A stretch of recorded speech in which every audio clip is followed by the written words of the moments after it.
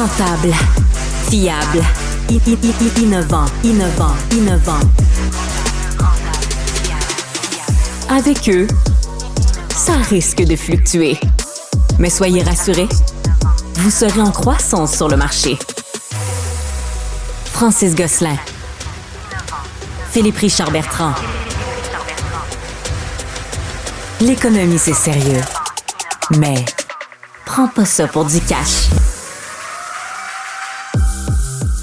Bonjour et bienvenue à Prends pas ça pour du cash. Philippe Richard Bertrand. Beaucoup de choses dans l'actualité cette semaine. Le taux directeur a baissé d'un demi-point. Content? En fait, je pense que ça va donner un petit souffle à l'économie canadienne, aux gens qui vont pouvoir se permettre. Par contre, est-ce que c'est faux de dire, Francis, que les gens s'attendaient quand même à plus?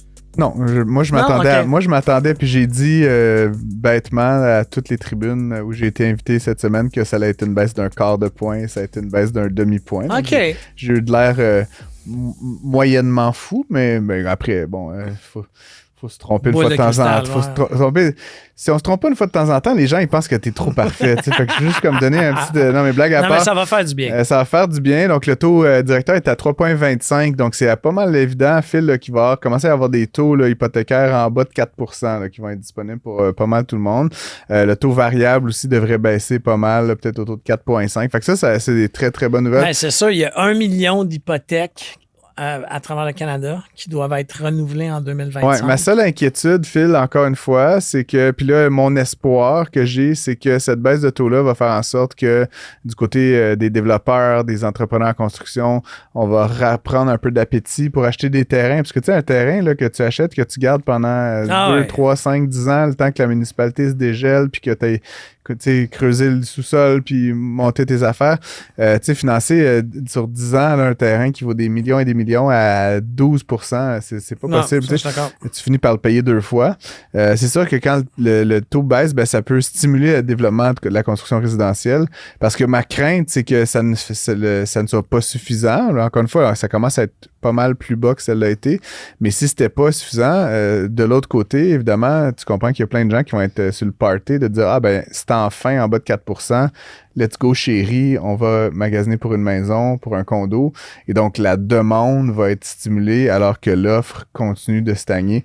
Donc, c'est ma seule crainte. Puis évidemment, la demande, là, j'en connais des gens, là, Phil, ils se disent en janvier, là, ça y est, là, c'est le moment. Là. Alors que le développement résidentiel, ça prend 18 mois là, entre le moment que tu décides de le faire, même plus s'il y a des permis à obtenir. Fait qu'il y a un décalage.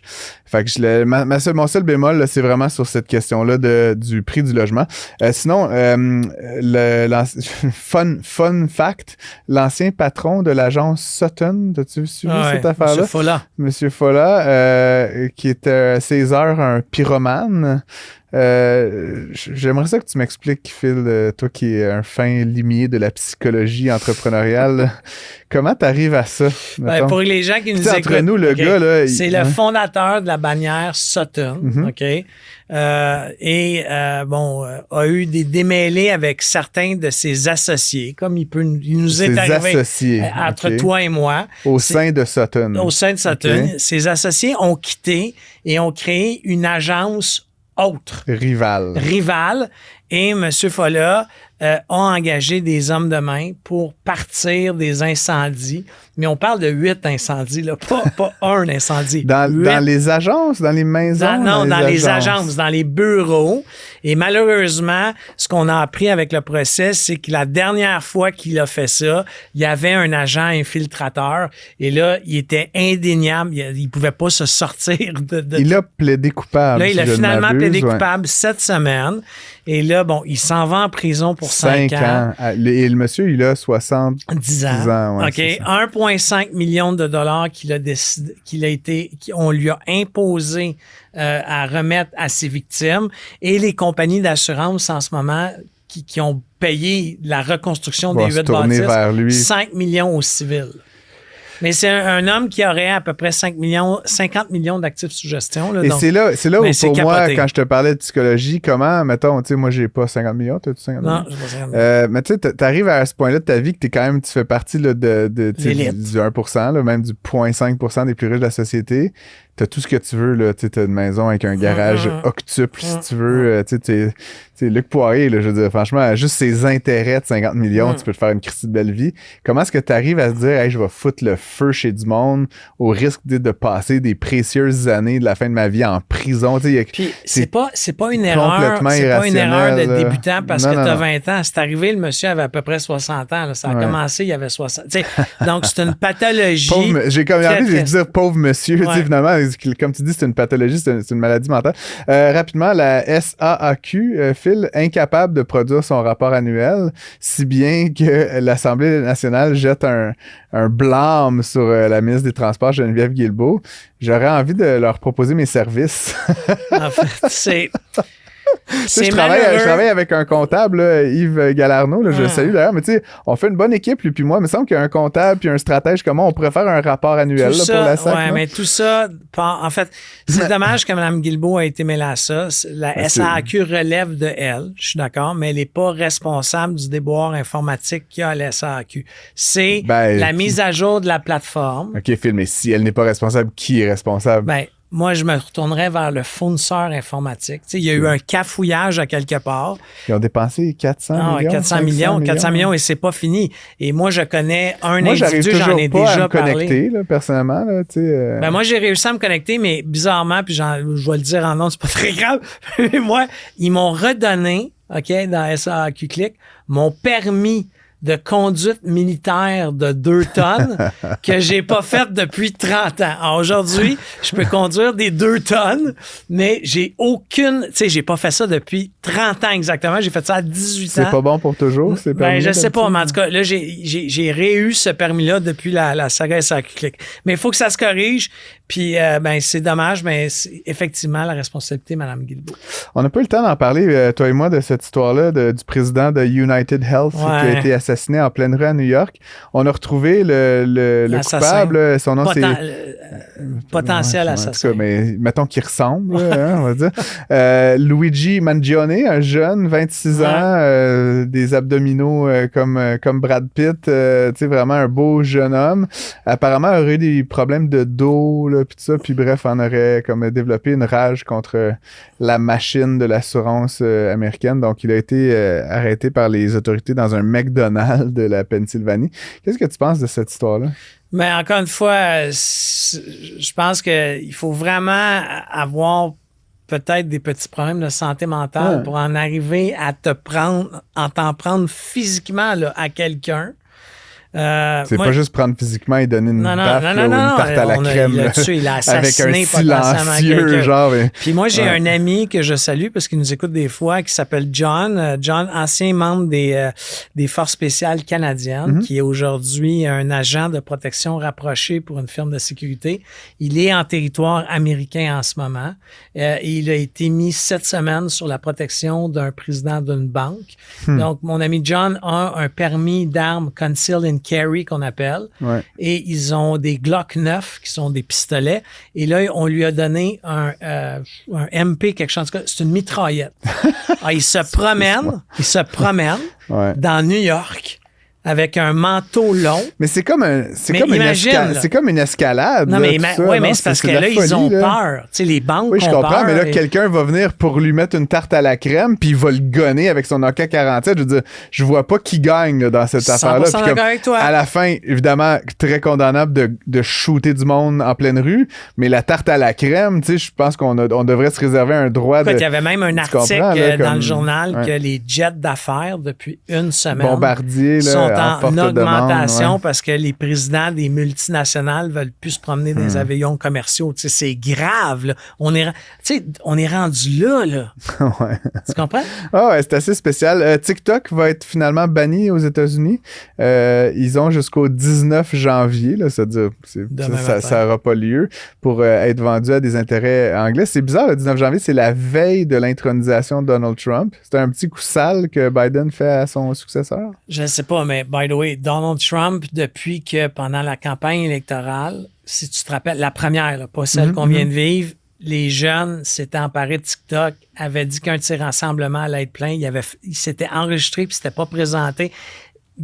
Donald Trump a une dent importante contre TikTok. Il a un grave conflit d'intérêts aussi, étant propriétaire d'une plateforme il s'en fout complètement. Sociale. Là, mais puis Elon Musk, c'est quand même bizarre. Je veux dire, lui et M. Musk sont définitivement gagnants si TikTok est banni. Right? Comme moins il y aura de concurrence, plus ils vont pouvoir faire avec Truth Social et X. Donc, une bien drôle d'affaire. Puis le Canada va faire pareil. Là. Le Canada, finalement, on n'a plus vraiment on n'a plus de leadership politique chez nous. Quand on met des douanes sur les véhicules chinois, on met des quand on bannit TikTok, c'est à se demander ce qui nous reste comme autonomie, finalement, dans ce pays. On est une province américaine. Un 51e État, qu'est-ce que tu penses de ça? Go! Je suis pour ça. N'importe quoi. Mon segment avec Mario Dumont, ceux qui nous s'intéressent, mon segment avec Mario Dumont à ce sujet-là, où on a fait a été un de nos segments les plus écoutés de l'année. Phil, je comprends pas, les gens en font grand cas. Un, ça n'arrivera jamais, puis deux, tu sais, entre nous. Ça serait une bonne chose.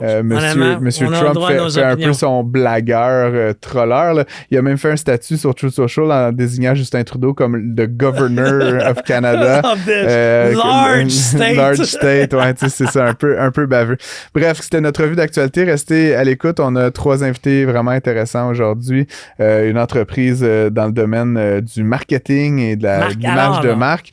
Marc Allard. On a notre ami Olivier Marcoux qui va nous parler de son projet d'expansion de Bromont Campervan, des véhicules récréatifs vers Québec. Donc, Québec Campervan. Et on finit avec la superbe Aurélia Filion, qui est des cofondatrices de l'agence Eunopol. Ils importent du vin. Ils ont lancé un manifeste intitulé « Sauvons le vin » pour nous inciter à boire mieux, à boire du vin qui vient de petits producteurs qui actuellement se font un peu d'amille pion par les grands joueurs qui reprennent les codes, etc. Restez à l'écoute, puis on se retrouve très bientôt pour la suite. Si le temps, c'est de l'argent, il faut l'investir là où il y a de la valeur. Vous écoutez Prends pas ça pour du cash. On est avec notre premier invité. Il s'appelle Marc Allard. C'est le cofondateur et le président de Glowtifies. Salut. Allô? Merci d'avoir accepté notre invitation. Merci de me recevoir.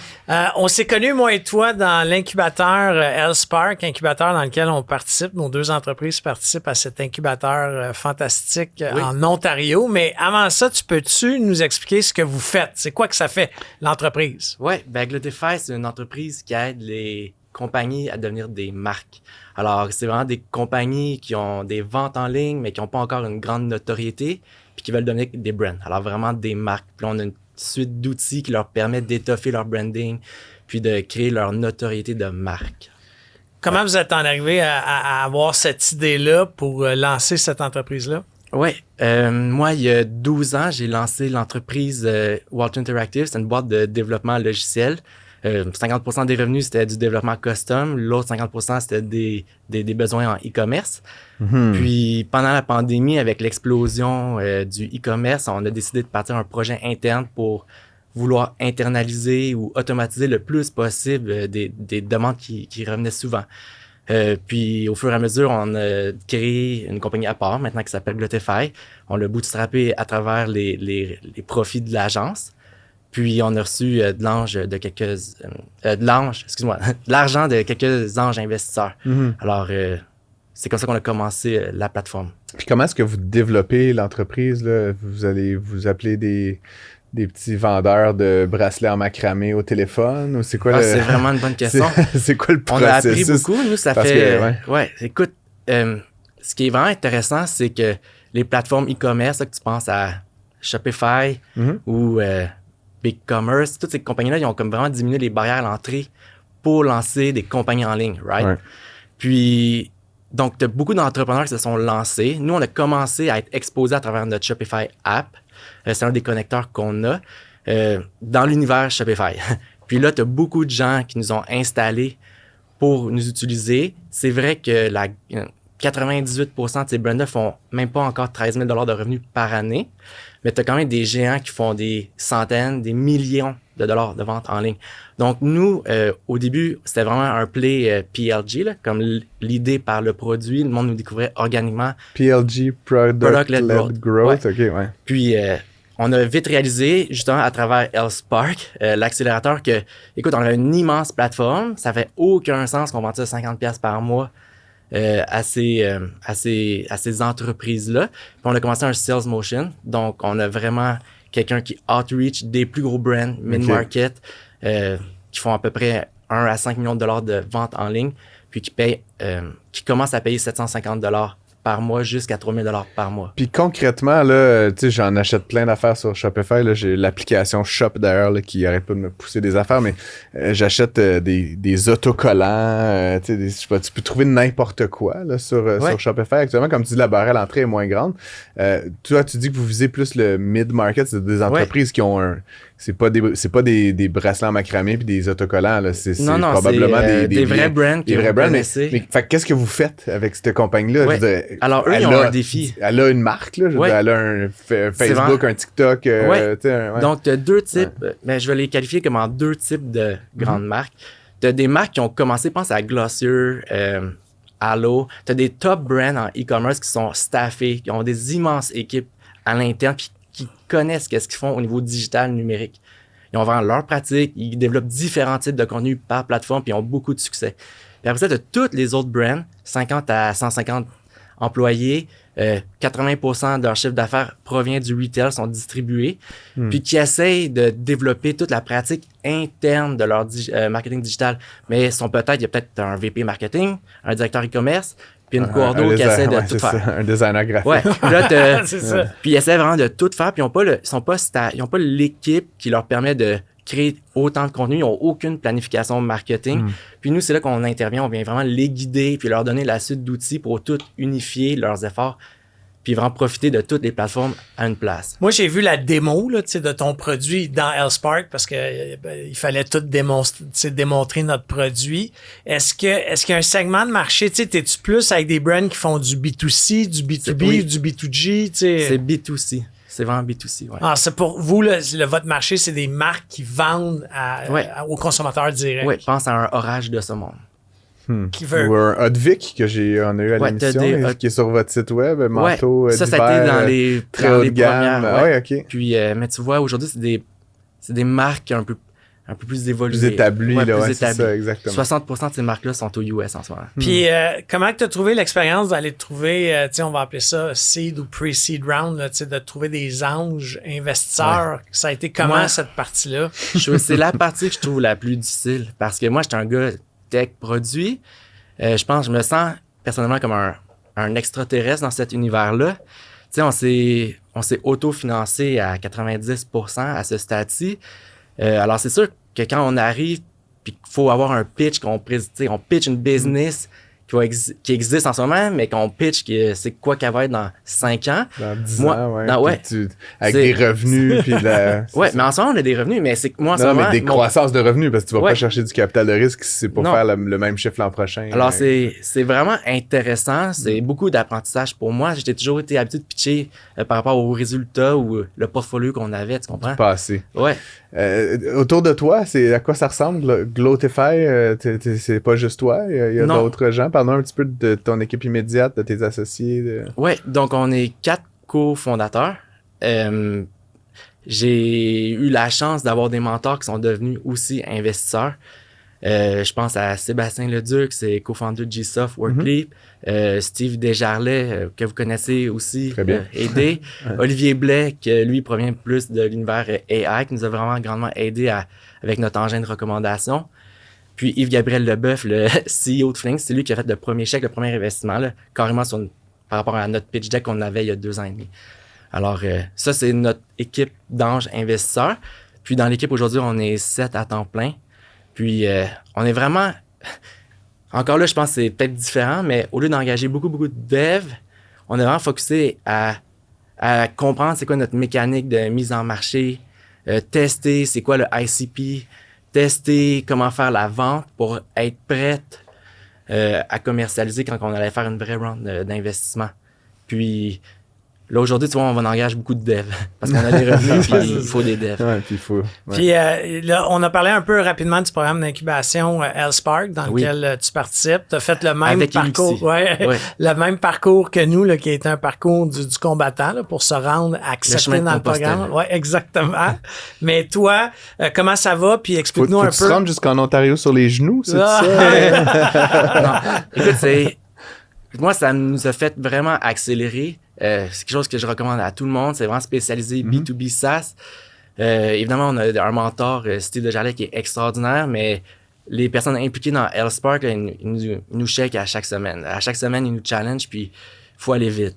Il faut être prêt. Je pense que ça a amené une grande discipline. Puis ce que je trouve écœurant, c'est que c'est toute leur expérience vraiment dédiée au B2B SaaS. C'est ce qui est différent. T'sais, on n'est pas Health Tech, on n'est pas une compagnie comme TELUS, mais eux parlent le même langage que nous. Avec le AI en ce moment sur le marché, ça va extrêmement vite, là, c'est épeurant, mais alors c'est vraiment, ils nous apprennent à pitcher puis à essayer de skater vers où est-ce que la POC elle va être dans 6 mois. Alors, il faut que tu tiennes en compte quand... On voit les analogies ontariennes. Mais en fait, je sais pas pour toi, mais tu sais, il faut que tu leur soumettes un plan, puis à chaque semaine, on a un meeting d'opération avec ces gens-là. En tout cas, de notre côté, ça va être la même chose pour toi. Puis on se fait demander, ben tu sais, pourquoi c'est pas arrivé? Puis tu sais, tu peux pas dire, écoute, mon fils a eu à gastro, j'ai eu... Tu sais, ils s'en foutent, là. Tu sais, c'est comme... Moi, je trouve ça le fun, mais je trouve ça extrêmement exigeant. T'es-tu dans le même... Tu trouves ça... Tu sais, moi, je trouve ça exigeant, en tout cas, là. Ça demande... c'est extrêmement exigeant, mais ça l'a amené la business complètement ailleurs. Tu sais, nous, ce qu'on prévoyait, ils nous l'ont fait doubler, puis on réalise aujourd'hui. Ils nous donnent beaucoup de confiance. On réalise qu'on c'est possible, puis de voir grand. Tu sais, ils nous montrent des chemins qui ont été parcourus par d'autres, puis je trouve que ça, c'est vraiment important parce qu'on peut voir par où ils ont passé, qu'est-ce qu'ils ont vécu, qu'est-ce qui est normal, qu'est-ce qui est pas normal, qu'est-ce qui est de la bullshit, qu'est-ce qui est pas de la bullshit. Puis t'as des vrais talks là, avec des gars d'expérience, gars et filles. C'est quoi le futur pour vous autres, tu sais, dans les prochaines années, là? Ouais. Écoute, tu sais, aujourd'hui, tu as des plateformes qui lancent des compagnies en ligne comme Shopify. Moi, je vais être la plateforme qui va lancer des brands. Alors, quand le monde va penser à leur branding, tu sais, c'est vraiment important parce que le AI, aujourd'hui, il est aussi bon que le contexte que tu vas lui donner. Donc, nous, tout le brand DNA, la raison d'être, tous des éléments que le monde ne pense pas vraiment quand ils lancent leur entreprise. Puis même aujourd'hui, trouver des compagnies qui ont des brand books complets de 60 pages, qui décrivent c'est quoi l'audience, c'est quoi le purpose, c'est quoi le storytelling pour être performance et réseaux sociaux, nous, on veut être ce go-to place-là. On veut que les gens profitent de leur ADN, puis après ça, qu'ils l'exposent aux outils AI. Donc, Puis en termes de croissance planétaire? En ce moment, on a commencé par la route US, nous. Tous nos efforts étaient faits aux US, pour ça que 60% des clients sont aux US. Shopify nous expose au monde. Il y a 5% de nos users qui sont au Canada en ce moment, seulement. Il y a des gros marchés, mais avec des réalités, tu sais, on est dans un crowd e-commerce. C'est des réalités sur la planète qui sont vraiment différentes. En ce moment, on focus vraiment Amérique du Nord. Dernière question. Qu'est-ce que tu aurais fait différemment? Ah ouais, aïe. Depuis que tu l'as starté, là, ouais. C'est quoi la décision? Tu dis, ça me semble que j'aurais fait ça différemment. Ouais. Trouver vraiment le bon partner CTO dès le départ. C'est vraiment important. Puis quelqu'un qui va avoir la même vision, puis qui va comprendre que tu vas être sur une petite chaloupe là, qui essaie de traverser l'Atlantique, puis que ça va taper à chaque jour, puis qu'on va pivoter à chaque jour. Trouver le bon partner CTO. Moi, je suis pas un développeur à la base, qui est à l'aise dans cette réalité-là, puis qui a envie de construire cette aventure-là, là, c'est vraiment important. Ouais. Marc, alors de Glotify, je voulais te remercier d'être venu à l'émission. Puis si tu as des nouvelles, tiens-nous informés. On adore le crowd. Tu es la première compagnie qu'on reçoit d'Healthspark. La barrière de la langue n'est pas simple parce qu'il y a beaucoup de compagnies qui parlent que anglais. Mais allez voir aussi le programme Healthspark que Marc participe. Je participe moi-même à ce programme-là. Alors, merci encore une fois. Merci beaucoup. Un taux d'intérêt très élevé qui défie toute la concurrence du marché. Avec Francis Gosselin et Philippe Richard Bertrand. Prends pas ça pour du cash. Albert Camus disait « Au milieu de l'hiver, j'ai découvert en moi un invincible été. » On est à la mi-année, il neige, il slush, ça tombe sous différents formats. Et on a avec nous quelqu'un que moi, en tout cas, j'associe vraiment à la période estivale. Puis tu vas peut-être me dire que j'ai rien compris. Olivier Marcoux, t'es le PDG, fondateur, président, chef de la direction et des opérations, du marketing et tout ce qui va avec. Bref, de Bromont Campervan, qui est une entreprise qui fait la location de ce qu'on pourrait appeler de fourgonnettes. Je sais pas comment on appelle ça, van life. Là, en France, c'est camping-car. Camping-car. Ici, on a un anglicisme, mais c'est pas un mot en tant que tel. Campervan. Campervan, voilà. Donc, c'est des fourgonnettes, c'est pas des gros autobus là, que vous louez chez Bromont Campervan.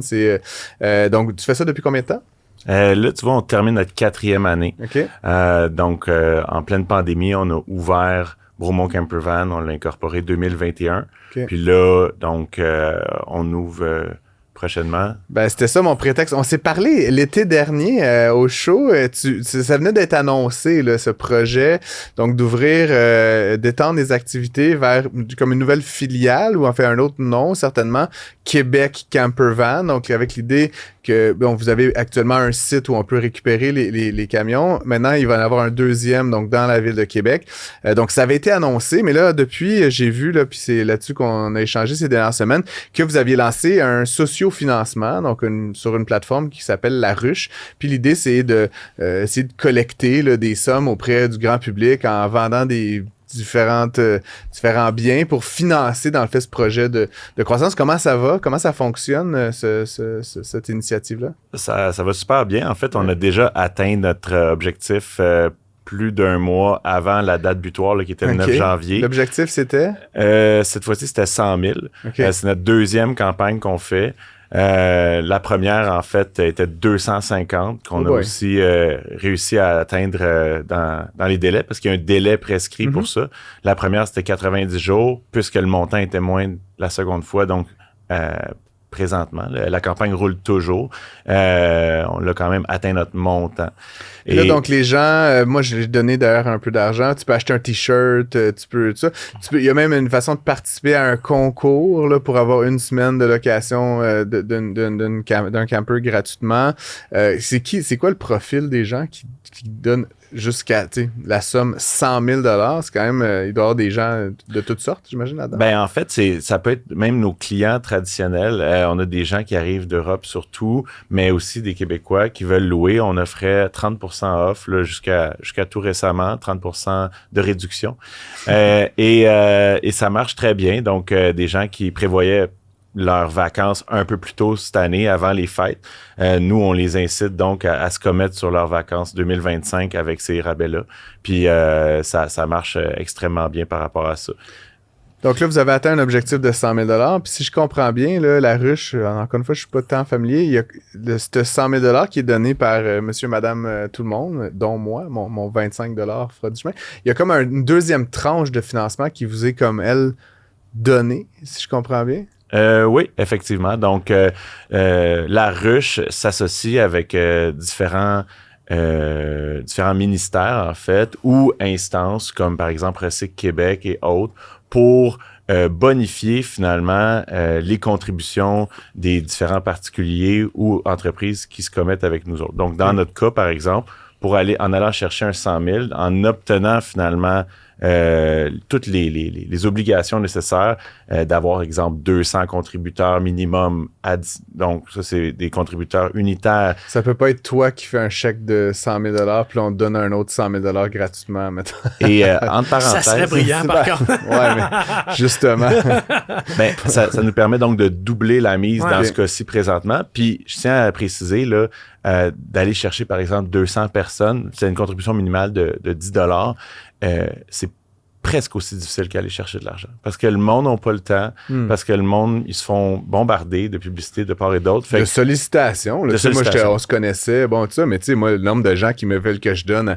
Tu sais, c'est pas, toutes ces causes-là sont louables, mais tu sais, à un moment donné, les maladies du cœur, les enfants, l'alphabétisation. On t'allait à un fundraiser, Philippe et moi, la semaine prochaine, de la Fondation de l'alphabétisation. C'est important, mais c'est qu'à un moment donné, tu sais, je pourrais passer ma vie à faire des chèques puis à aller à des événements comme ça, puis c'est amusant amusant, mais à un moment donné, c'est ça, comme tu dis, ça peut être effectivement difficile. Mais toi, t'es un gars populaire, tu connais presque tout le monde, c'est ça, 200 personnes, ça veut dire déjà 30 jours avant la date fatidique. Mais l'utilisation des fonds, ça va servir à quoi? Absolument. Fait que dans le cas présent, en fait, c'était pour l'acquisition de 2 véhicules qu'on allait aménager pour notre seconde succursale dans la région de Québec. Le projet, quand tu déposes à la ruche, doit répondre à une panoplie de critères. Autant l'ouverture de la nouvelle succursale, ainsi que l'aspect que ces vannes-là, ces véhicules-là étaient 100% électriques. Donc, qui répondait finalement à un critère au niveau environnemental, ainsi de suite, faisait en sorte qu'on était approuvé, si tu veux, par le programme. Mais c'est pas tout le monde et c'est pas pour n'importe quel projet. Donc, il faut vraiment finalement discuter avec les gens de la ruche. Fait que le financement va te permettre d'en acheter et d'en bâtir 2, mais il n'y aura pas que 2 véhicules à Québec, j'imagine. Non, absolument pas. En fait, là, on est à toute fin pratique dans au niveau financement, pardon. On va être au minimum à 5 et ça se peut qu'on se rende même à 10 dans la première année. 10 véhicules. Donc, c'est un projet d'à peu près... Pour la succursale de Québec. Uniquement. Puis celle de Bromont a combien de véhicules? Là, on est à une quinzaine. Puis, en fait, là, on est en train d'en construire d'autres pour l'année prochaine. Donc, c'est encore une fois...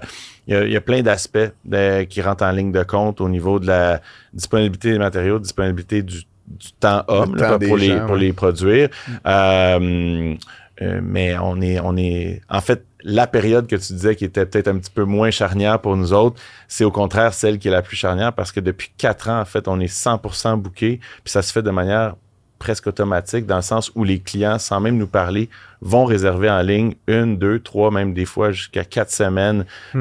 Et ça, ben c'est sans interaction, c'est sans millions de courriels et compagnie. Tandis que là, présentement, bien évidemment, tout ce qui a rapport avec le financement, avec la reddition de compte dans le cadre d'un projet comme celui-là. Avec bâtir les vannes, les acheter, les faire financer. Ouais, c'est ça. Non, mais hors d'onde, je t'avais parlé, moi, cet été, je vous ai appelé parce que je voulais, mais comme à la dernière minute. Moi, je pensais là, que c'était comme... Qu'il y avait des vannes qui traînaient dans la cour. C'est pas stagé, ce commentaire-là. Non, c'était vraiment drôle. Je vous ai appelé. Puis malheureusement, c'est possiblement toi, moi, qui est un autre gars, mais qui m'a expliqué, tu sais, ça se réserve pas mal plusieurs mois d'avance. Mais il était super chic avec moi. C'est toi-même qui m'avais dit où aller. Puis, tu sais, si je la voulais temporairement. Puis finalement, j'ai fait mon trip. Mais ceux qui veulent l'essayer, là, allez, c'est vraiment... Moi, j'ai fait ça avec mon garçon, mon plus vieux, là, 19 ans. Puis je suis allé à un Ironman à Muskoka, en Ontario, en van. Expérience extraordinaire de bonding avec mon garçon. Et aussi en autonomie hyper agréable. Tu sais, moi, là, by the way, là, je suis une poule de luxe, là.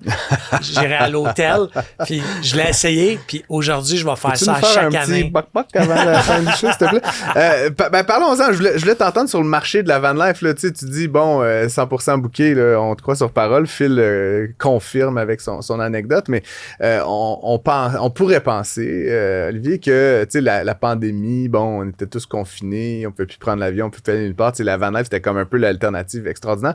Ce que tu sembles dire, c'est que ça s'est pas calmé là, depuis cette mode qui finalement n'en est peut-être pas une. Peux-tu nous donner un peu ton point de vue, toi qui es vraiment dans ce milieu-là depuis longtemps?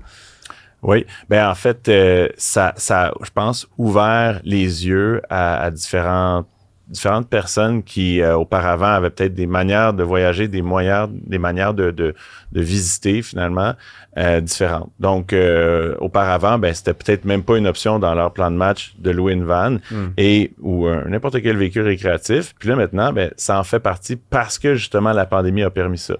Au-delà de ça, moi, ce que je dois préciser, c'est qu'avant même la pandémie, il y avait une ascension fulgurante de cette frénésie-là. Tu avais des vieux véhicules, parce qu'on a commencé, il faut le dire, avec des vieux véhicules. D'ailleurs, notre logo, je ne sais pas si on peut le voir, c'est un 1993 7.5 litres Windsor V10. C'est bon pour l'environnement, ça. Hein? Ben, c'est ça, c'est un peu ça aussi, pourquoi on transitait vers l'électrique, sauter du coq à l'âne, là, mais c'est de voir finalement qu'il y avait cet engouement-là.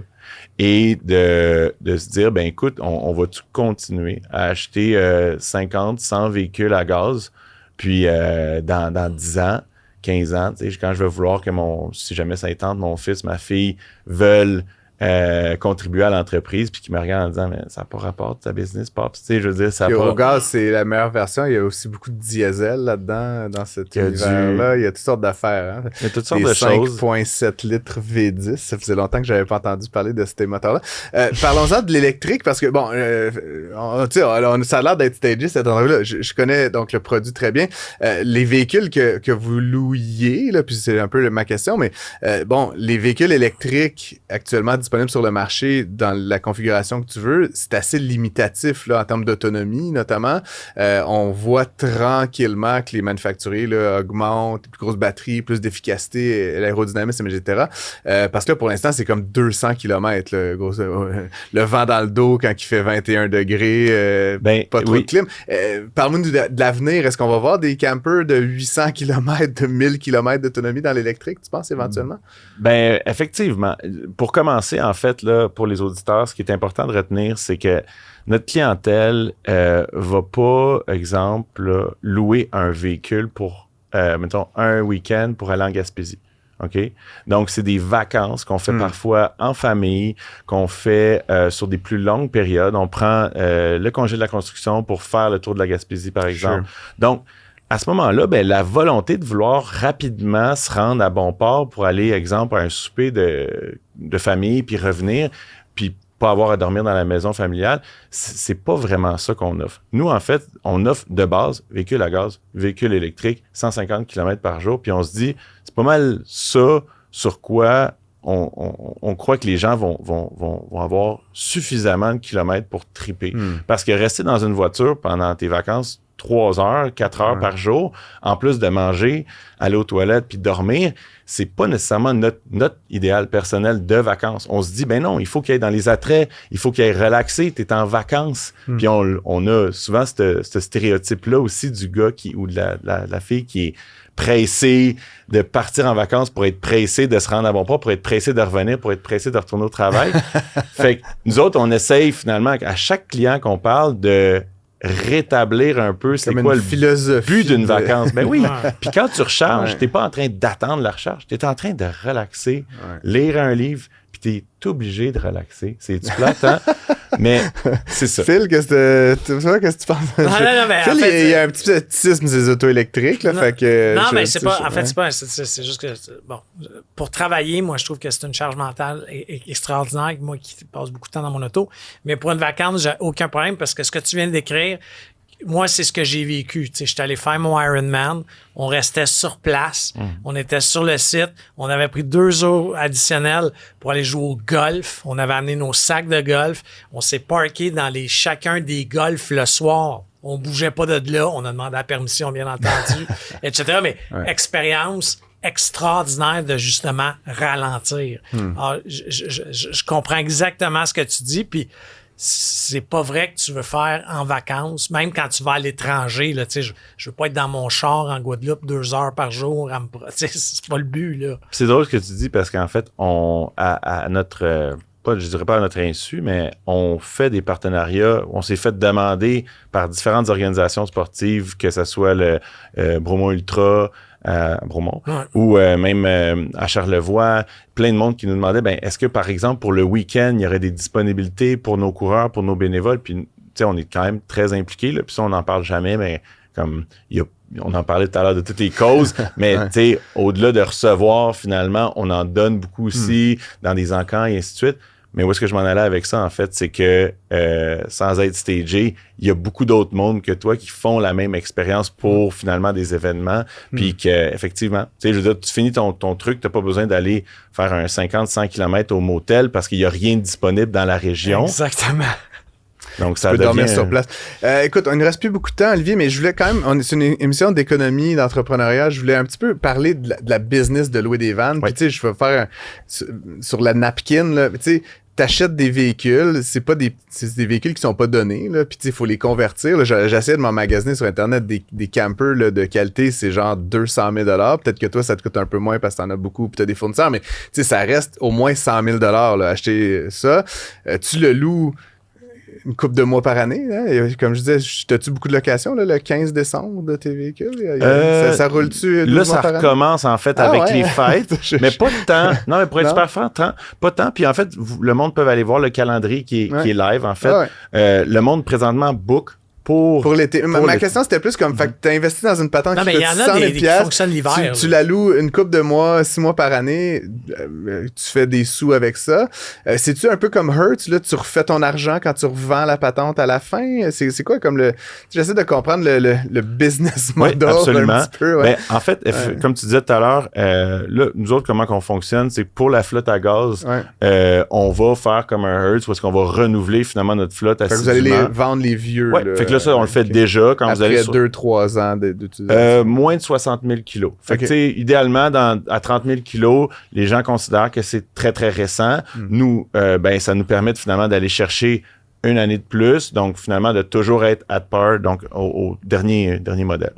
Après ça, pour ce qui est de l'électrique, on a des garanties qui font, je pense, c'est 8 ou 10 ans, 160 000 kilos. Fait que, tu sais, de base... j'ai un moteur électrique, j'ai une batterie, tu sais, puis tu le sais, sur les véhicules électriques, il y a très peu de choses, en fait, à part de ça. Pas grand-chose qui casse ou pas d'entretien. Tie rod, bearing, ainsi de suite. Fait que nous, on se dit, on va juste les garder. On va les garder plus longtemps pour ce qui est de l'électrique. On a fait aussi des petits tests à voir pour les revendre. C'est un embout de biellette, un tie rod, juste que tu sais. Mais ce qu'on veut, c'est... mais il n'y a pas de temps d'intérêt, il n'y a pas de temps de liquidité de l'asset parce qu'effectivement, c'est surtout pour un aspect locatif. Par contre, tu sais, présentement, mettons, tu vas sur notre site, là, sans réduction, sans rien, tu es à 300 par jour. Fait que dis-toi que si, admettons, je loue 5 mois... tous les jours, là, c'est tous les jours. Payant. Je veux dire, ils sont back-à-back. Donc, non, mais c'est comme je te dis, c'est intéressant pour les gens. Puis tu as du personnel, tu as un local, tout ça n'est pas gratuit, les entretiens. Bref, merci d'être venu en studio, Olivier. Ça faisait une couple de temps qu'on voulait jaser. Je suis content qu'on t'ait attrapé avant la fin du sociofinancement. Pour ceux que ça intéresse, vous pouvez visiter le site La Ruche, taper Bromont Campervan. En fait, ça va être Québec Campervan. Québec Campervan ou directement dans Google. Moi, c'est ce que j'ai fait. Bromont Campervan, La Ruche, ça m'a amené à Québec Campervan, d'où ma confusion. Mais vous pouvez encore acheter toutes sortes d'affaires, là, des t-shirts, qu'est-ce qu'on peut acheter? Il y a des concours, il y a des t-shirts, il y a des cartes cadeaux à 30% de rabais. Ultimement, en fait, on a présentement, de toute manière, une offre Early Bird aussi pour, l'oiseau migratoire. Et donc, Et donc, tu veux te rendre à combien, mettons? De véhicules ou de... Non, de dollars, là, 150, 200? En fait, je te dirais qu'il n'y a pas tant d'intérêt de dépasser, mais c'est le fun parce que ça montre une certaine notoriété dans le sens où c'est organique. Puis ça, c'est ça, il y a vraiment un intérêt. Donc, on est très heureux. Super, écoute, merci d'être venu en studio. On se reparle bientôt. Merci. Un flux sans interférence. Pour une écoute plus que rentable. Prends pas ça pour du cash. Le temps des fêtes approche et peut-être que pendant le temps des fêtes, on boit. Toi, tu bois plus. Non, je bois plus. Moi, je bois beaucoup, en fait. Modérément, mais bien.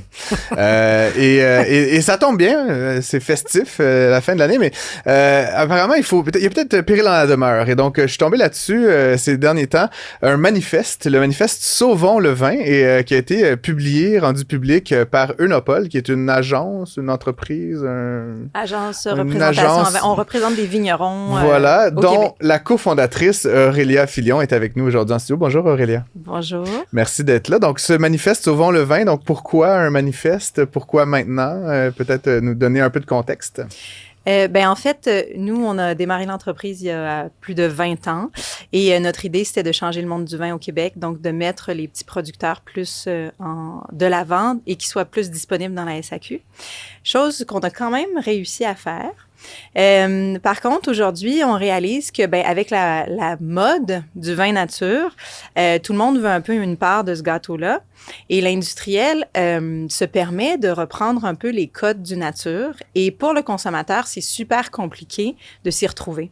Et donc, acheter encourager les petits producteurs, ça, je pense qu'on a beaucoup de gens qui veulent faire ça, mais savoir comment le faire, c'est pas si évident quand on rentre dans une SAQ. Même sans boire, Phil est d'accord. J'ai fait ça longtemps. J'avais un cellier à la maison de 300 bouteilles, donc j'ai longtemps fait ça. Que de petits producteurs? Non, ben en fait, j'ai toujours aimé faire affaire avec des agences personnellement. Là. Tu sais, j'ai fait ça longtemps. Puis, by the way, j'ai déjà acheté chez vous. Ce qui est drôle, quand j'ai vu le nom, j'ai fait... Tu achètes à la SAQ des produits qu'ils importent. Non, c'est parce que je sais pas comment ça fonctionnait, mais tu sais, quand j'achetais, il fallait que tu achètes une caisse ou deux. Mais en fait, il y a eu toutes sortes de... L'importation privée, on en fait. Oui, c'est ça. C'est ça. Donc, ça, c'est à la caisse. Puis, en fait, ça permet de rentrer des producteurs qui n'ont pas nécessairement été admis à la SAQ. Mais c'est très élitiste. Moi, je faisais l'importation privée. Oui, mais c'est ça. Mais c'est très élitiste comme système.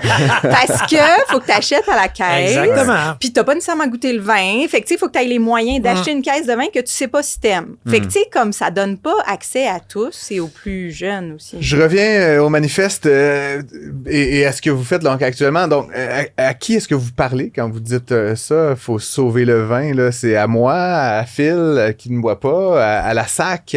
C'est qui le destinataire d'un tel manifeste? Je pense que c'est un cri quand même d'alarme là, pour tous. Là. Présentement, c'est sûr que la première personne à qui on s'adresse, c'est aux consommateurs pour dire, ben ceci se passe. En ce moment, les petits producteurs sont pas mis en valeur, donc risquent de perdre un chiffre d'affaires.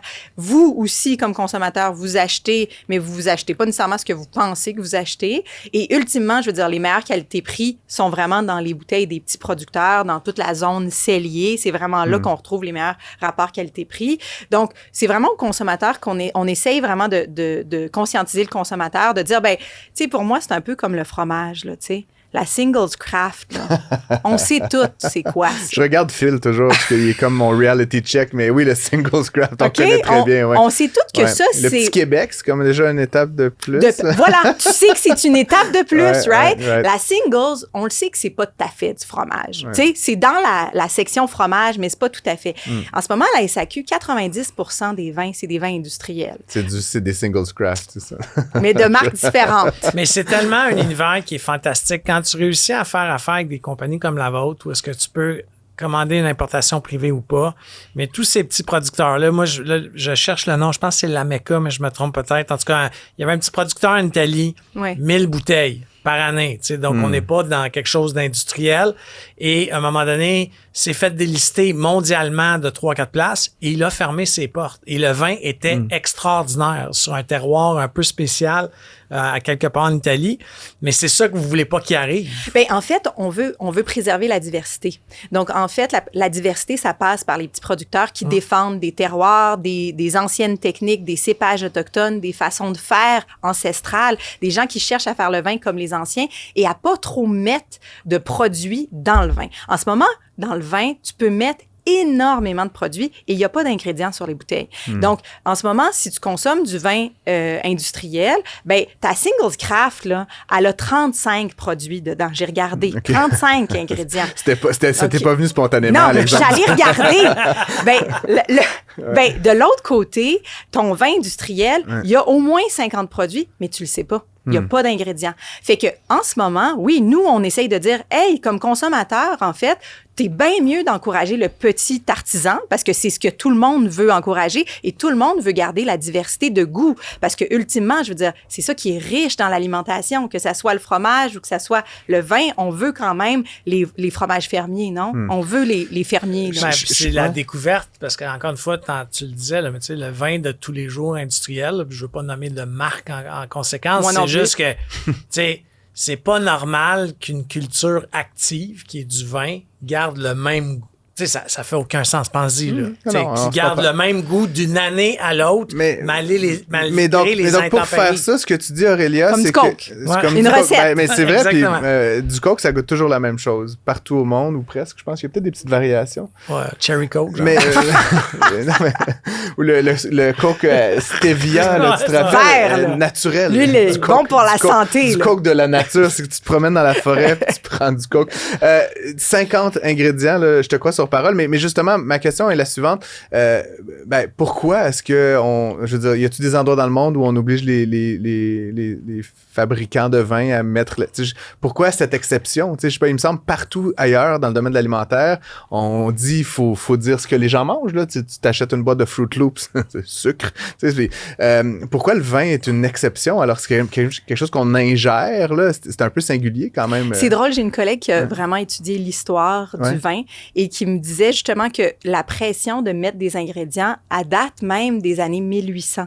Mais les lobbies sont tellement forts dans le vin que ça n'a jamais été accepté. Pourtant, je veux dire, le vin, c'est fait avec du raisin. Fait qu'ultimement, t'es pas comme supposé y mettre vraiment autre chose.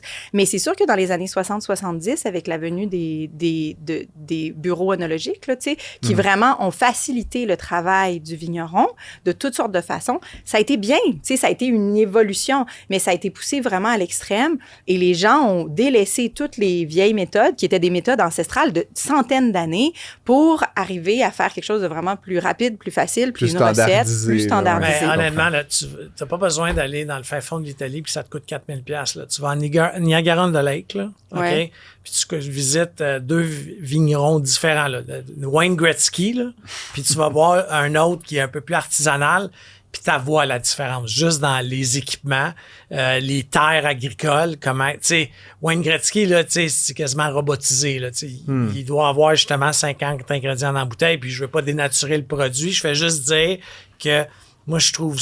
C'est un peu l'équivalent du marché local. Tu sais, on n'a pas arrêté de parler de l'achat local, mais dans un certain cas, il faut aller aider les plus petits commerçants.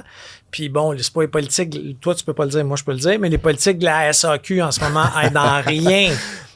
J'allais de manière plus diplomatique. Philippe, t'as posé la question, Aurélia, parce que là, mettons de côté l'importation privée, là, qui est comme ça bête à part. Le gros de votre métier, c'est quand même de vendre des vins d'un peu partout sur les tablettes de la SAQ. Là, parce que... De vous faire un peu les représentants, l'agence de ces vignerons un peu partout, et dire à la SAQ, achetez donc ça, mettez ça sur vos tablettes. Et là, donc, c'est drôle de faire un manifeste, de dire, bon, on en fait pas assez, l'étiquetage, qu'en pense la SAQ? Vous êtes comme à la fois amis et ennemis par rapport à cet enjeu-là. C'est quoi la nature des échanges? Vous êtes revendicateur, là, on va se le dire, par rapport à tout ça. Oui, mais pour moi, la SAQ n'est pas fautive là-dedans. La SAQ suit le consommateur. La SAQ s'adapte toujours au consommateur. Donc, si le consommateur demande, la SAQ amène. Donc, c'est sûr qu'en ce moment, on est dans un contexte où la SAQ, elle a pas les meilleurs chiffres. Fait que là, elle réfléchit... On a vu d'ailleurs récemment, les ventes baissent. Hein? Oui, c'est ça, exactement. Donc, elle réfléchit à différentes façons. Mais, je veux dire, ultimement, les Gen Z, là, en ce moment, là, ils sont pas super intéressés par le vin, mais ils sont intéressés par le vin nature. Ils sont intéressés par le vin de petits producteurs, artisans, qui respectent la planète parce que c'est dans leur valeur. Donc, ultimement, je veux dire, la SAQ a tout à faire à rentrer ces types de vins-là et à les défendre parce que ça permet de revitaliser plusieurs catégories qui sont un peu en déclin parce qu'il y a plein de gens comme toi qui ne boivent plus. Oui, effectivement. Et tes garçons qui sont tous les deux adultes boivent peu, pas? Non, honnêtement, j'étais inquiet pour mon plus vieux qui joue au football, tu sais, puis tout. Mais non, honnêtement, je peux pas dire qu'il fait pas un peu la fête, là, mais c'est plus spiritueux. Vin, pas du tout. Mais je pense que la palette du vin se découvre un peu plus tard. Mais tu sais, c'est bière et du fort, tu sais, genre bière shooter, tu sais, on est là à 19 ans, 19-20 ans. Mais ce que moi, je déplore de la SAC, là, puis moi, je peux me permettre de le dire, de toute façon, je veux absolument que ça soit privatisé le plus vite possible. C'est parce que ça changerait bien des choses. Mais c'est du monde qui choisissent en fonction de tableau Excel. On n'est pas dans le choix de faire de la découverte du consommateur. Un peu quand même, c'est dur. Ouais, non, mais ça fait partie de leur mission de diversifier pour la découverte du consommateur. C'est une de leurs missions en ce moment, de base. Ceux qui font la job, c'est vous, puis des restaurateurs qui achètent chez vous, qui te font découvrir un vin, puis là, tu fais « Wow, il est disponible à la SAC? » Mais je vais quand même dire une chose, puis Aurélia, c'est quelque chose que tu nous as dit. Je veux dire, tu parlais du 90% de vins bons qui sont industriels industriel, mais il y a quand même un 10% qu'il n'y avait pas il y a, je veux dire... Mais il y en avait moins. Nos parents, là, ils buvaient pas tant, il y en avait moins. C'est sûr qu'on a... Donc, ça va quand même dans une certaine direction. Ce que vous essayez de nous dire avec ce manifeste, c'est qu'il y a du chemin à faire encore. Oui, il y a du chemin à faire encore. Puis en ce moment, c'est sûr que nous, il y a eu un moment où on était plus capable de mettre nos vins en évidence dans les magasins. Ces moyens-là nous ont été enlevés. Donc, on peut plus faire ça. Mettre un frigo Unapol avec nos vins dedans ou mettre, tu sais, comme faire identifier. Pourquoi on a... Parce que ça a été considéré comme monétisable et donc ils nous ont demandé d'évacuer. Moi, j'ai eu beaucoup de clientèle. Oui, Aurélia, tu disais. Donc, grande clientèle qui veut, je veux dire, retrouver nos vins. Mais je veux dire, on n'a pas de caviste au Québec. Il y a la SAQ, puis ça, c'est où on achète le vin. Dans un pays qui n'est pas monopolistique, tu as des cavistes. Donc, tu peux aller chez le caviste de quartier qui te convient selon tes valeurs et acheter et faire confiance. Donc, nous, en fait, les agents, on est les cavistes silencieux. Donc, pour moi, c'est super important que le consommateur se lie à des cavistes qui sont de son goût et qui suit un peu ce qu'ils font. Donc, c'est plus dur maintenant de trouver ces vins-là. Donc, nous, on essaye de dire, hey, si vous voulez continuer à encourager ces vins-là, déjà, allez dans la zone cellier. Ça fait peur, ça a de l'air cher, mais c'est là qu'il y a les vins de petits producteurs et il y a des prix pas chers aussi. C'est pas juste des gros prix, il y en a juste moins. Tu sais, c'est pas des énormes quantités, il y en a juste un peu moins. Puis acheter parce que cette diversité-là, elle est importante. Elle est importante au niveau du vin, elle est importante dans toutes les sphères de l'alimentation. Depuis tantôt, on parle de la SAQ là, en lettres majuscules, mais dans la SAQ, il y a des gens qui travaillent, des conseillers, etc. Eux, c'est quoi leur... je les connaissais mieux que nous, là. C'est quoi leur... Est-ce qu'ils trippent à emmener un client dans l'espace cellier ou c'est comme du travail, du trouble? Ah non, les conseillers, c'est quand même des grands alliés, là. C'est des gens qui trippent sur le vin, c'est des gens qui aimeraient avoir beaucoup plus d'autonomie en termes de sélection de vin pour comme faire découvrir ce qu'ils aiment.